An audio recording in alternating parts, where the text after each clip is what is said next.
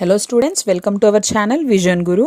So ఇవాళ మనము 10th class Andhra Pradesh board ఎగ్జామ్స్కి సంబంధించినటువంటి మోడల్ పేపర్ ఒకసారి చూద్దాము. సో అలాగే ఈ మోడల్ పేపర్లో ఎలాంటి చేంజెస్ అనేవి ఉన్నాయి, కొంచెం కష్టంగా ఉన్నటువంటి రోమన్స్ ఏవైతే ఉన్నాయో దాన్ని మనం ఎలా ఈజీగా సాల్వ్ చేసుకోవచ్చు అనే దాని గురించి మాట్లాడుకుందామండి. సో చూసినట్లయితే చూడండి, ఎస్ఎస్సి పబ్లిక్ ఎగ్జామినేషన్స్కి సంబంధించి ఈ ఇయర్కి మోడల్ పేపర్ అనమాట. సో మనకి ఫస్ట్ రోమన్ భాగ్ 1లో చూసుకున్నట్లయితే 1 to 12 బిట్స్ ఉంటాయి. సో ఈ విధంగా అనమాట మనకి తత్సం తద్భవ్కి సంబంధించింది ఫస్ట్ బిట్ ఉంటుంది. సో ఫస్ట్ బిట్లో చూసుకున్నట్లయితే మీరు తత్సం శబ్దని వాళ్ళు అండర్లైన్ చేసి ఉంటారు. ఇదే సెంటెన్స్లో తద్భవ్ని ఐడెంటిఫై చేసి మనం దాన్ని అండర్లైన్ చేసి ఆ వర్డ్ని రాయాల్సి ఉంటుంది. అలాగే సెకండ్ బిట్కి వచ్చేసరికి క్రియా విశేషణ అడుగుతారు. థర్డ్ బిట్కి వచ్చేసరికి నంబర్ ఇయర్ ఏదైతే ఉంటుందో, ఇప్పుడు ఇక్కడ 1977 అని ఇచ్చారు కదా. సో ఇలా లెటర్స్లో వాళ్ళు ఇస్తే మనం నంబర్ రాసేస్తే సరిపోతుంది. నెక్స్ట్ ఫోర్త్ బిట్ వచ్చేసి కారక్ చిహ్న. ఫిఫ్త్ వన్ ఇక్కడ సమాస్, ఏ సమాసు రాస్తే చాలు, సమాస్ విగ్రహ రాయాల్సిన అవసరం లేదు. దీనికి 2 ఆప్షన్స్ కూడా ఉంటాయి. మనకి ఏదైతే కరెక్ట్ ఆన్సర్ ఉంటుందో దాన్ని మనం రాస్తే సరిపోతుంది. జస్ట్ నంబర్ వేయకూడదు. నంబర్ వేసి దాని పక్కన 1 ద్వంద్వ సమాసనో లేదంటే 2 తత్పురుష సమాసనో ఆన్సర్ రాయాలి. నెక్స్ట్ సిక్స్త్ బిట్కి వచ్చేసరికి సంధి విచ్ఛేద్. సో అండర్లైన్ చేసినటువంటి వర్డ్ని మనం సంధి విడదీసి రాయాలి. నెక్స్ట్ సెవెంత్ బిట్కి వచ్చేసరికి మనుభావన్, ఇలా ఏదైనా ఒక వర్డ్ ఇస్తారనమాట. సో ఆ వర్డ్ యొక్క మీనింగ్ని కింద మనం ఐడెంటిఫై చేయాలి. ఇంతకుముందు మనకి అనేక్ శబ్దోంకే లియే ఏక్ శబ్ద్, సో ఇలా ఇచ్చేసి మనకి ఒక్క వర్డ్లో మనం దాన్ని ఎలా సింప్లిఫై చేస్తాం అనేది ఇచ్చారు. ఇప్పుడు మనకి దీన్ని రివర్స్ చేశారనమాట. సో ఏక్ శబ్దకే లియే అనేక్ శబ్ద్ అనొచ్చు మనం దీన్ని. సో దీన్ని మనము ఐడెంటిఫై చేసి ఏ ఆన్సర్ అయితే ఆన్సర్ ఆప్షన్ రాసి ఆన్సర్ కూడా రాయాలి. నెక్స్ట్ ఎయిత్ బిట్కి వచ్చేసరికి ముహావరా ఇస్తారు. ఇది కూడా మనకి ఇంతకుముందు వేరేలాగా ఇచ్చేవాళ్ళు. ఇప్పుడు ఏంటంటే ముహావరా ఇచ్చేసి ఒక సెంటెన్స్ ఇస్తారు. ఒక సెంటెన్స్లో ముహావరా ఎక్కడుంది, ఏది అనేది ఇక్కడ 2 ఆప్షన్స్ ఇస్తారు. దీన్ని మనం కరెక్ట్గా ఐడెంటిఫై చేయాలి. నెక్స్ట్ నైన్త్ బిట్కి వచ్చేసరికి సెంటెన్స్ ఇచ్చి లింగ్ చేంజ్ చేసి మళ్ళీ మొత్తం వాక్యాన్ని మళ్ళీ తిరిగి రాయాల్సి ఉంటుంది. నెక్స్ట్ 10th బిట్కి వచ్చేసరికి వచన్. ఇది కూడా అంతే, మనము ఏకవచన్ ఇస్తే బహువచన్, బహువచన్ ఇస్తే ఏకవచన్లోకి మార్చి ఫుల్ సెంటెన్స్ని చేంజ్ చేసి రాయాల్సి ఉంటుంది. నెక్స్ట్ 11th బిట్కి వచ్చేసరికి టెన్స్ ఇస్తారనమాట. కాల్, ఇక్కడ మనకి ఒక సెంటెన్స్ ఇచ్చేసి దాన్ని వర్తమాన్ కాల్లో కానీ భూత్ కానీ భవిష్యత్ కాల్లో కానీ చేంజ్ చేసి రాయమని అడుగుతారు. ఏదైతే క్వశ్చన్లో అడిగారో దాంట్లోకి మనం చేంజ్ చేసి సెంటెన్స్ని రాయాల్సి ఉంటుంది. నెక్స్ట్ 12th బిట్కి వచ్చేసరికి శుద్ధ రూప్, ఏదైనా ఒక వాక్యాన్ని ఇస్తారు. సో అందులో ఉన్నటువంటి మిస్టేక్ని మనం కరెక్ట్ చేసి, అంటే అది లింగ్ కావచ్చు, వచన్ కావచ్చు, అలాగా మనకి కారక్ చిహ్న కావచ్చు, ఏ మిస్టేక్ ఉందో మనం ఐడెంటిఫై చేసి సెంటెన్స్ని కరెక్ట్ ఫామ్లో రాయాల్సి ఉంటుంది. సో ఇది మనకి భాగ్ 1కి సంబంధించి 12 మార్క్స్కి 1 to 12 బిట్స్ ఉంటాయి. నెక్స్ట్ సెకండ్ పార్ట్ చూడండి, భాగ్ 2. సో ఇక్కడ మనకి 13th నుంచి 16th క్వశ్చన్ వరకు ఉంటాయన్నమాట. సో ఇవి వచ్చేసి మనకి ఇక్కడ passage questions and poem questions ఉంటాయి 20 మార్క్స్కి. సో చూస్తున్నారు కదా, 13th నెంబర్ క్వశ్చన్లో ఇక్కడ మనకి ప్యాసేజ్ ఇస్తారు. ప్యాసేజ్ ఇచ్చేసి దీని కింద మనకి 5 క్వశ్చన్స్ ఇస్తారు. ఇవన్నీ కూడా 1 word ఆన్సర్స్. ఇవి మనకి ప్యాసేజ్లోనే ఉంటాయి మ్యాక్సిమం. సో వీటిని వెతికి మనం ఆన్సర్స్ రాయాల్సి ఉంటుంది. నెక్స్ట్ 14th క్వశ్చన్కి వచ్చేసి పోయంలోని ఒక స్టాంజా ఇస్తారు. దీని కింద మనకి 5 క్వశ్చన్స్ ఉంటాయి. So each one carries 1 mark. వీటికి ఏంటంటే మల్టిపుల్ చాయిస్ ఆప్షన్స్ ఉంటాయి. మనం కరెక్ట్ ఆన్సర్ని చూస్ చేసుకొని ఆప్షన్ రాయాల్సి ఉంటుంది, ఆప్షన్తో పాటు ఆన్సర్ కూడా. సో ఇది మనకి 14th క్వశ్చన్ అనమాట. నెక్స్ట్ 15th క్వశ్చన్కి వచ్చేసరికి మళ్ళీ ఇక్కడ మనకు ఒక ప్యాసేజ్ ఇస్తారు. ఇది కూడా 5 మార్క్స్కి. ఇందులో కూడా 5 క్వశ్చన్స్ ఉంటాయి. సో వీటికి ఏంటంటే వన్ సెంటెన్స్ ఆన్సర్స్ రాయాల్సి ఉంటుంది. ఇందాక మనము ఫస్ట్ ప్యాసేజ్కి వచ్చేసరికి 1 word ఆన్సర్స్, ఈ ప్యాసేజ్కి వచ్చేసరికి 1 సెంటెన్స్లో ఆన్సర్ రాయాల్సి ఉంటుంది. నెక్స్ట్ 16th క్వశ్చన్కి వచ్చేసరికి ఇక్కడ మళ్ళీ కూడా మనకు ఒక ప్యాసేజ్ ఇచ్చున్నారు. సో ప్యాసేజ్కి సంబంధించి 5 క్వశ్చన్స్ ఉంటాయి. వీటికి ఆప్షన్స్ ఉంటాయన్నమాట, MCQ క్వశ్చన్స్.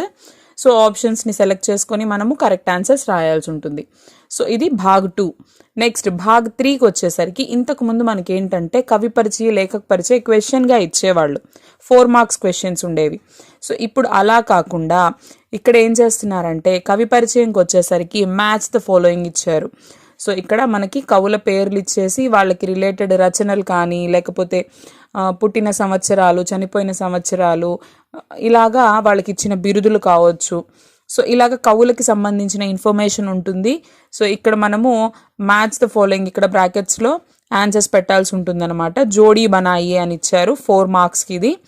నెక్స్ట్ 18th క్వశ్చన్కి వచ్చేసరికి ఇక్కడ లేఖక్కి సంబంధించి మనకి ఇక్కడ చిన్న ప్యాసేజ్ లాంటిది ఇస్తారు.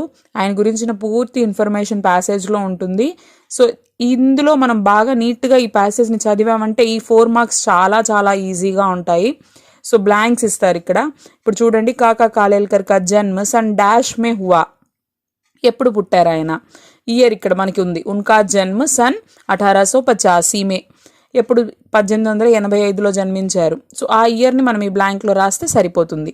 సో ఇది మనకి లేఖక్ పరిచయం అనమాట. సో భాగ్ 3కి సంబంధించి ఇక్కడ 8 మార్క్స్ అనమాట. 4 మార్క్స్ కవి పరిచయం మ్యాచింగ్ ఉంటాయి. సో 4 మార్క్స్ వచ్చేసి లేఖక్ పరిచయం బ్లాంక్స్కి ఉంటాయి. నెక్స్ట్ భాగ్ 4, ఇక్కడ 3 మార్క్స్ క్వశ్చన్స్ 8 ఇస్తారు. సో 8 కూడా మనము రాయాల్సి ఉంటుంది. ఇందులో ఏం చాయిస్ ఏం ఉండదు మనకి, మొత్తం కూడా మనం రాయాలి. 3 మార్క్ క్వశ్చన్స్ 8 ఉంటాయి. నెక్స్ట్ భాగ్ 5కి వచ్చేసరికి ఇక్కడ చూడండి, ఇక్కడ 27th క్వశ్చన్ 28th క్వశ్చన్ అనమాట. 27th క్వశ్చన్కి వచ్చేసరికి పద్య భాగానికి సంబంధించి, పోయిటరీకి సంబంధించి ఇక్కడ 2 క్వశ్చన్స్ ఇస్తారు, 10 మార్క్స్ అనమాట. సో 2 క్వశ్చన్స్లో నుంచి ఏదైనా ఒక క్వశ్చన్ని చూస్ చేసుకొని మనం రాయాలి. బిగ్ క్వశ్చన్స్ అనమాట ఇవి. సో రెండిట్లో ఏదో ఒకటి రాస్తే సరిపోతుంది. 10 మార్క్స్ క్వశ్చన్ అనమాట. నెక్స్ట్ క్వశ్చన్ నెంబర్ 28కి వచ్చేసరికి ఇక్కడ కూడా 2 క్వశ్చన్స్ ఉంటాయి. కాకపోతే ఇవేంటంటే ప్రోస్కి సంబంధించి ఉంటుంది.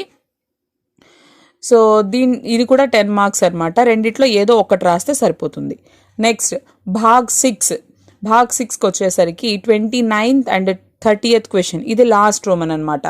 సో ఇందులో 29th క్వశ్చన్ లెటర్ ఉంటుంది. సో 2 లెటర్స్ ఇస్తారు, ఏదైనా ఒక్క లెటర్ని సెలెక్ట్ చేసుకొని రాస్తే సరిపోతుంది. సో లెటర్ అనేది 8 మార్క్స్కి ఉంటుంది మనకి. Next last Roman 30th question, ఇక్కడ మనకి ఇంతకు ముందు ఏంటంటే జనరల్ ఎస్సెస్ అడిగేవాడు, అంటే పుస్తకాలకి సంబంధించి ఏదైనా నిబంధన రాయమని చెప్పి అడిగితే మనం మొత్తం నేర్చుకొని రాయాల్సి ఉండేది. ఇప్పుడు అలా కాకుండా ఇప్పుడు ఏం చేస్తున్నారు చూడండి, సంకేత శబ్దోं के आधार पर दिए गए शब्दों में से सही शब्दों को चुनकर किसी एक निबंध की पूर्ति कीजिए అన్నాడు. అంటే ఇక్కడ మనకి సపోజ్ ఎగ్జాంపుల్కి చూడండి, పుస్తకాలయకి సంబంధించి ఫస్ట్ ఏం చేశాడు, హింట్స్ ఇచ్చాడు. ఒక 16 హింట్స్ ఇచ్చున్నారు. నెక్స్ట్ నిబంధ వాళ్ళే ఇస్తారు, చూస్తున్నారు కదా ఇక్కడ. కాకపోతే అక్కడక్కడ బ్లాంక్స్ ఇచ్చారు. సో మనం ఏం చేయాలి, ఇక్కడ ఇచ్చినటువంటి ఈ హింట్స్లో నుంచి ఏ బ్లాంక్కి ఏ ఆన్సర్ సూటబుల్ ఆన్సర్ అవుతుంది అనేది ఐడెంటిఫై చేసి దీన్ని మళ్ళీ మనం మొత్తం రాయాలి. జస్ట్ నంబర్స్ వేసి బ్లాంక్స్ ఆన్సర్స్ రాయడం కాదు, ఈ పూర్తి నిబంధని ఆన్సర్ షీట్లో రాయాల్సి ఉంటుంది. రాసి ఈ హింట్స్ని కరెక్ట్ ప్లేసెస్లో మనము అరేంజ్ చేయాలి. సో ఇలా మనకి 2 ఇస్తారనమాట. నిబంధకి సంబంధించి 2 టాపిక్స్ ఇస్తారు. రెండిట్లో ఏదైనా ఒక్కటి సెలెక్ట్ చేసుకుంటే చాలు. మొత్తం 16 బ్లాంక్స్ ఉంటాయి. ఒక్కొక్క బ్లాంక్కి 1/2 మార్క్ ఉంటుంది, అంటే టోటల్ 8 మార్క్స్ ఉంటాయి అన్నమాట. సో ఇది లాస్ట్ క్వశ్చన్ 30th క్వశ్చన్ అనమాట. సో దీనికి సంబంధించి చాలామంది పిల్లలకి చాలా కన్ఫ్యూజన్గా ఉంది. అసలు ఈ నిబంధనని ఎలా అటెంప్ట్ చేయాలి, ఎలా రాయాలి, అసలు ఎలా ఇస్తారు, వీటికి సంబంధించి ఎగ్జాంపుల్స్ ఎక్కడా లేవు ప్రాక్టీస్ చేయడానికి అని చెప్పేసి చాలామంది పిల్లలు సఫర్ అవుతున్నారు. సో అందుకోసం స్పెషల్గా ఈ వీడియో అనమాట. ఇప్పుడు 30th క్వశ్చన్కి సంబంధించి మనం కొన్ని ఎగ్జాంపుల్స్ చూద్దాము, కొన్ని నిబంధనలు చూద్దాము. సో ఫస్ట్ చూడండి, ఇక్కడ చూసినట్లయితే వ్యాయామ్కే లాభ్. సో ఎక్సర్సైజెస్ వల్ల మనకి ఉండేటువంటి లాభాలు, వ్యాయామ్సే లాభ్. దీనికి సంబంధించి హింట్స్ చూడండి, ఇక్కడ బేకార్, శారీరిక్, సురక్షిత్, వ్యాయామ్, క్షమత, నహానా, ప్రాణాయామ్, జరూరీ, సदैव, खुली, सांस, शारीरिक, तनाव, सुडौल, योगाभ्यास, महत्व. సో ఇవి హింట్స్. మనం ఏం చేస్తామంటే ఫస్ట్ మనకి క్వశ్చన్ పేపర్లో ఇచ్చిన నిబంధ మొత్తాన్ని బ్లాంక్స్ కొట్టేసుకొని ఆన్సర్లు రాయకుండా ఫస్ట్ నిబంధ మొత్తం కూడా ఇలా రాసేసుకోవాలి. ఫస్ట్ రాసేసుకొని ప్రతి బ్లాంక్కి నంబర్స్ వేసుకోవాలి. సో చూడండి, ఇక్కడ వేసాను కదా 1 2 3 4 ఇలా నంబర్స్ వేసేసుకోవాలి. నంబర్స్ వేసేసుకున్న తర్వాత ఇప్పుడు మనము చదువుకోవాలి. వ్యాయామ్ కా అర్థ హై अपने तन मन को स्वस्थ रखने के लिए किया गया डैश श्रम. సో అప్పుడు ఇక్కడ మనకి ఫస్ట్ సూటబుల్ ఆన్సర్ శారీరిక్. సో శారీరిక్ దగ్గర కూడా 1 వేసుకోవాలి. సో ఇలా మనము ప్రతి బ్లాంక్ని ఆన్సర్ని వెతుక్కుంటూ అక్కడ కూడా నెంబర్ వేసుకుంటూ, మనకు ఆల్రెడీ బ్లాంక్ దగ్గర మనం నెంబర్ ఇచ్చుకున్నాం కాబట్టి మొత్తం ఆన్సర్స్ నెంబర్స్ వేసేసుకున్న తర్వాత అప్పుడు ఆ ఆన్సర్స్ని బ్లాంక్స్లో రాసుకుంటూ రావాలి. తర్వాత లాస్ట్లో ఒకసారి మొత్తం మీరు ఆ నిబంధన అంతా చదువుకున్నప్పుడు కరెక్ట్ ఆన్సర్స్ ఉన్నాయా, సెంటెన్స్లో సూట్ అవుతుందా ఆ వర్డ్ అనేది చెక్ చేసుకోవాలి. సో ఇలా మనము నిబంధని రాయాలన్నమాట. అయితే చూడండి, ఒకసారి నేను ఇది చదువుతాను, మీరు చూస్తే మీకు అర్థమవుతుందన్నమాట ఎక్కడ ఏమేమి వర్డ్స్ వచ్చాయి అనేది. व्यायाम का अर्थ है अपने तन मन को स्वस्थ रखने के लिए किया गया शारीरिक श्रम. व्यायाम से हम शरीर को स्वस्थ रख सकते हैं, सब काम ठीक तरह से कर सकते हैं. जिसके पास धन दौलत तो हो पर स्वास्थ्य न हो तो सब कुछ डैश है, क्या है, बेकार है. यदि हमें स्वस्थ रहना है तो नियमित रूप से व्यायाम करना बहुत डैश है, ज़रूरी है. जो रोज व्यायाम करते हैं वह डैश सुखी रहते हैं सदैव. అంటే ఏంటి, ఎవరైతే రోజు వ్యాయామం చేస్తారో వాళ్ళు సుఖంగా ఉంటారు. డాష్లో ఏమొస్తుంది, బ్లాంక్లో ఏమొస్తుంది, సదైవ్, ఎల్లప్పుడూ సుఖంగా ఉంటారు. चलना दौड़ना घूमना तैरना आदि कई प्रकार के व्यायाम हैं. सूर्य नमस्कार भी एक उत्तम व्यायाम है. शारीरिक और मानसिक तनाव को दूर करने के लिए आजकल डैश को बहुत महत्व दिया जा रहा है. किसको, योगाभ्यास को. इसमें आसन और डैश का प्रमुख महत्व है. खेलने व हंसने से भी व्यायाम हो जाता है. व्यायाम करने से हमारे शरीर में प्रतिरोधक डैश बढ़ती है, क्षमता. व्यायाम करने से पाचन क्रिया ठीक रहती है, रक्त शुद्ध रहता है, शारीरिक और मानसिक डैश दूर होता है, तनाव. मन प्रसन्न रहता है, शरीर सुंदर डैश और मजबूत बनता है, सुडौल. व्यायाम से कई लाभ होने पर भी कुछ सावधानियां रखनी चाहिए. जैसे व्यायाम सुबह या शाम को ही करना चाहिए. व्यायाम डैश हवा में ही करना चाहिए. कौन सी हवा, खुली हवा में. भोजन करने के तुरंत बाद व्यायाम नहीं करना चाहिए. व्यायाम करते समय मुंह से सांस न लेकर नाक से सांस लेनी चाहिए. व्यायाम करने के 30 मिनट बाद ठंडे पानी से डैश चाहिए, नहाना चाहिए. इस प्रकार मानव जीवन में व्यायाम का बहुत महत्व है. हम अपने शारीरिक और मानसिक स्वास्थ्य को बनाए रखेंगे तो सुरक्षित रह पाएंगे. इसके लिए हम नियमित रूप से व्यायाम करना चाहिए. సో ఇలాగా మనము నిబంధన రాస్తామన్నమాట.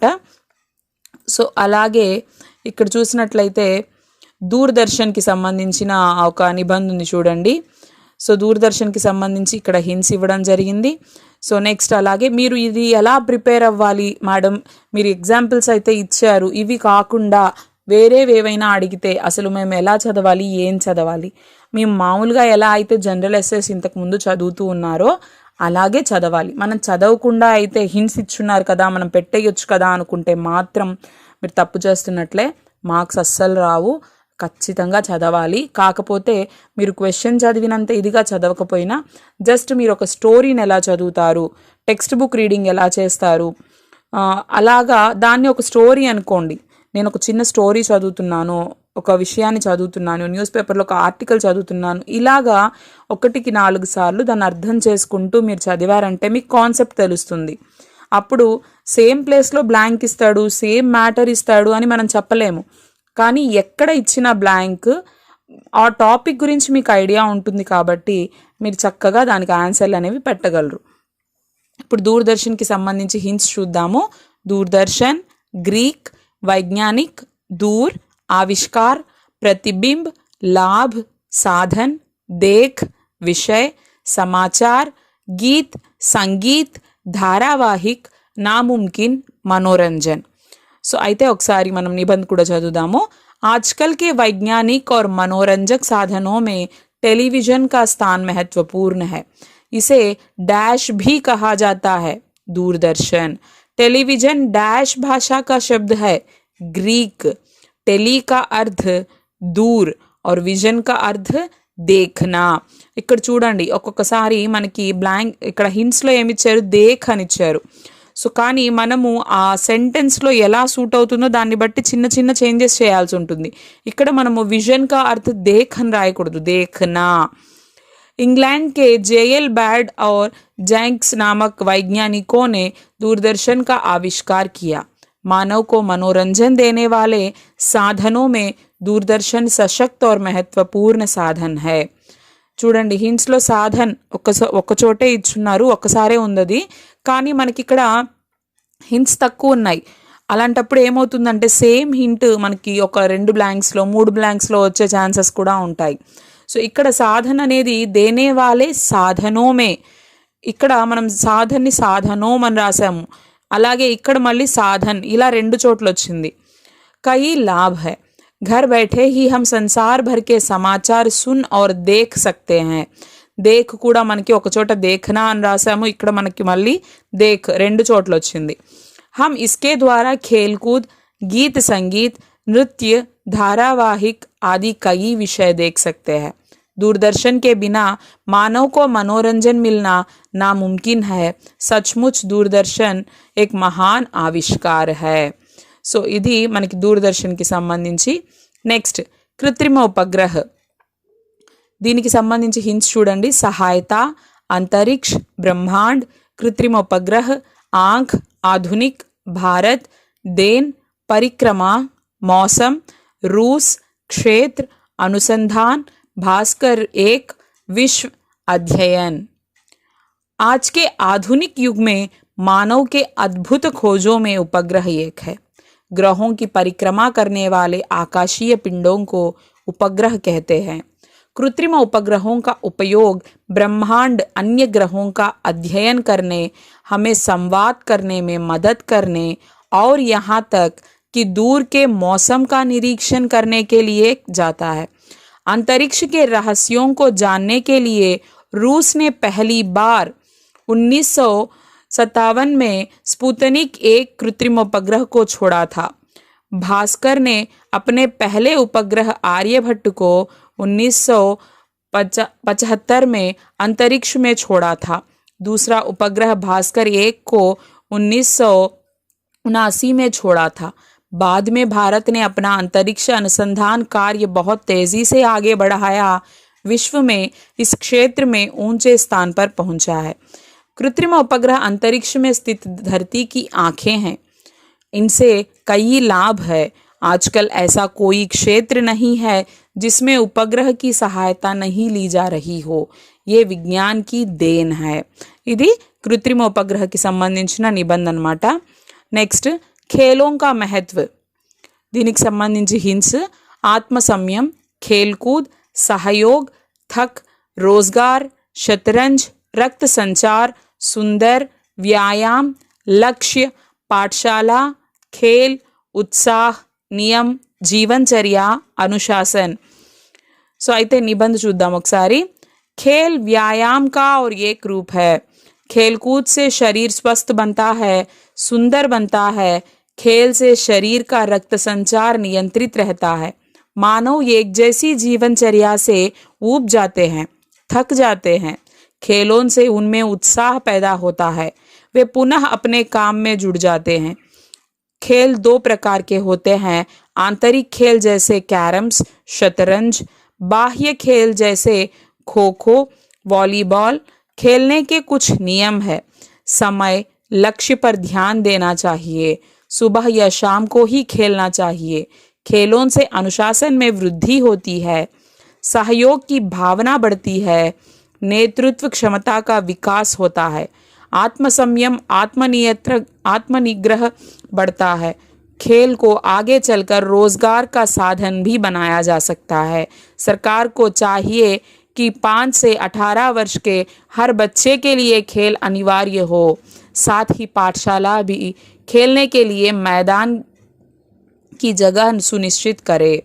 సో ఇది ఖేలోं का महत्वకి సంబంధించి. నెక్స్ట్ ఆదర్శ విద్యార్థి. ఆదర్శ విద్యార్థికి సంబంధించి హింట్స్ చూడండి. విద్య, उत्तम, जूनियर, रेड क्रॉस, क्षमता, चरित्रवान, भाव, नागरिक, देश, आवश्यकता, स्वास्थ्य, नीति, अनुशासन, उद्देश्य, अध्ययन, दशा। विद्यार्थी का अर्थ है विद्या का अर्जन करने वाला। अध्ययन ही विद्यार्थी का मुख्य कार्य है। जो नियमित रूप से अपना पाठ याद करता है, नियमित रूप से खेलता और स्वास्थ्य का पूरा ध्यान रखता है, ऐसा विद्यार्थी दूसरों के लिए आदर्श होता है। मानव जीवन में विद्यार्थी दशा ही उत्तम है। हर एक विद्यार्थी को आदर्श विद्यार्थी बनने की आवश्यकता है। आदर्श विद्यार्थियों में प्रेम, स्नेह, अनुशासन आदि उत्तम गुण पाए जाते हैं।